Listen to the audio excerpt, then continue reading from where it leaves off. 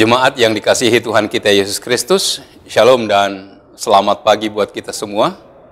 Sebelum melakukan aktivitas kita hari ini, marilah kita terlebih dahulu mendengar firman kehidupan di pagi hari ini, Selasa 17 Mei 2022, yang tertulis dalam Yehezkiel 16 ayat 8. Maka aku lalu dari situ, dan aku melihat engkau, sungguh, engkau sudah sampai pada masa cinta berahi.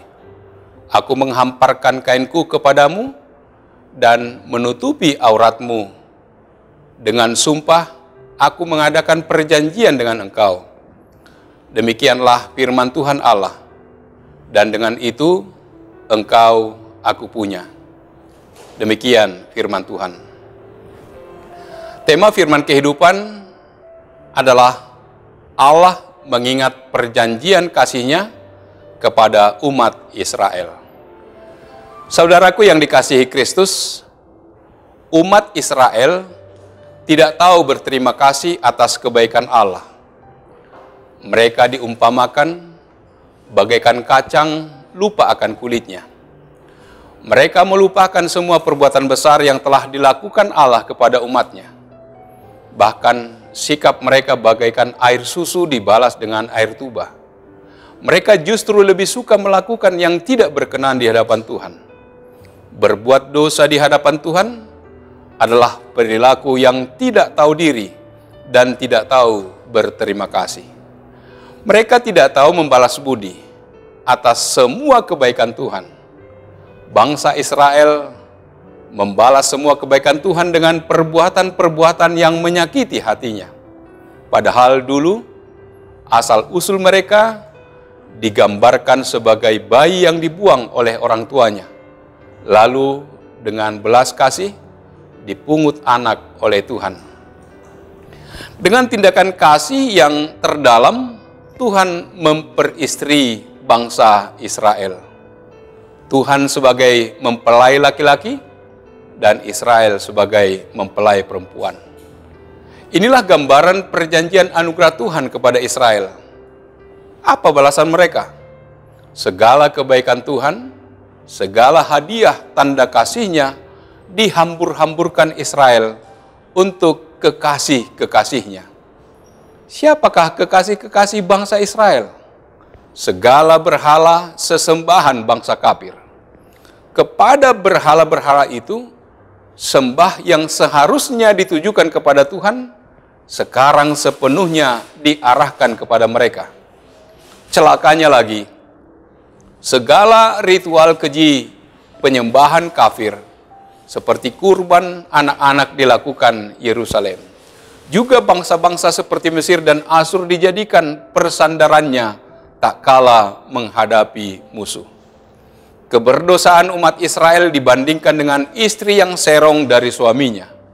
Betapa sakit hati sang suami ketika si istri memberikan dirinya cuma-cuma kepada pria-pria lain. Bagaikan istri-istri yang kurang kasih sayang dari suami-suami mereka, mencari belayan laki-laki lain.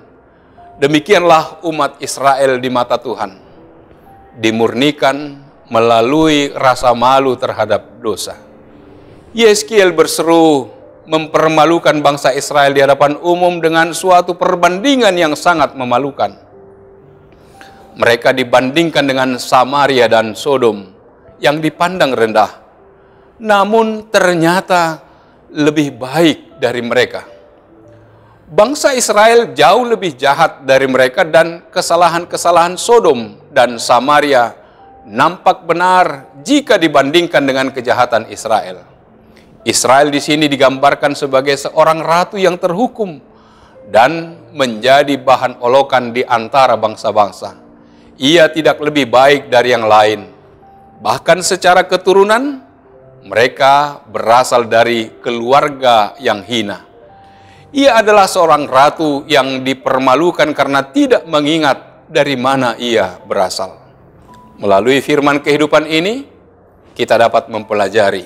Yang pertama, bangsa Israel menjadi rusak dan menerima penghukuman Tuhan karena tidak menyadari dari mana ia berasal. Ketidaksadaran diri ini menjadikannya sombong karena merasa lebih baik dari yang lain dan tidak menyadari kesalahannya. Yang kedua, Tuhan yang suci tidak membiarkan umatnya berada dalam kondisi seperti ini. Ia menghancurkan kesombongan mereka dan memaparkan keadaan mereka yang sungguh memalukan. Yang ketiga, hukumannya bertujuan untuk memurnikan sesuai dengan kejahatan yang mereka lakukan. Setelah Allah menghukum Yerusalem dan seluruh bangsa Israel, Ia akan mengingat kembali janjinya kepada Abraham dan mengembalikan mereka ke tanah Kanaan dan persekutuan dengan Dia. Perjanjian baru yang diucapkan oleh Yeremia dan Yehezkiel akan melibatkan pengorbanan dan kematian Yesus Kristus yang mendamaikan di kayu salib. Amin. Marilah kita berdoa. Allah Bapa di surga, terima kasih Tuhan atas penyertaan-Mu. Engkau telah menunjukkan kasih-Mu kepada umat-Mu Israel yang melakukan yang tidak pantas di hadapan Tuhan. Namun kasih setia Allah senantiasa menyertai dan melindungi mereka dalam kehidupannya. Engkau tidak lupa dengan perjanjian yang telah Engkau beri kepada nenek moyang mereka. Demikian juga kepada kami ya Tuhan. Engkau ingat akan janji-Mu kepada kami. Keselamatan yang daripada-Mu, itulah yang menjadi bagian dari orang-orang yang percaya. Biarlah Tuhan yang menyertai kami, memberkati kami dalam aktivitas kami satu hari ini. Kami yakin dan percaya, bila Engkau berjanji, Engkau tidak pernah melupakan janji-Mu. Janji keselamatan, itulah yang Tuhan berikan bagi orang yang percaya. Terpujilah nama-Mu.